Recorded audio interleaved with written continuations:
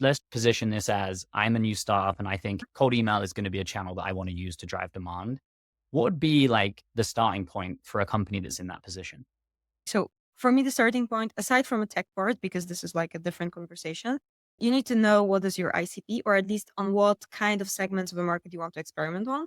Because it's not, you can do tests and you can check how it performs, but you need to know for whom and why you want to sell, or why you want to build this relation. Because without that, you are just like basically blind shooting.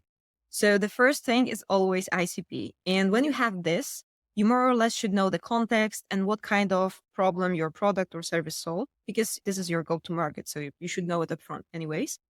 And if you have this, you are in extremely lucky place right now, because like a while back then, we were doing cold outbound without like softwares like Clay or Persona or anything that automates enrichment of the context. And now you can just buy it.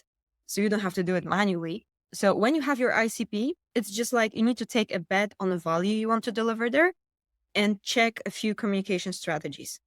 And the most important part, I would say, don't expect results in a day or two, because you may be wrong with your first assumption. And I hope you will be not, but that's the case. That may happen.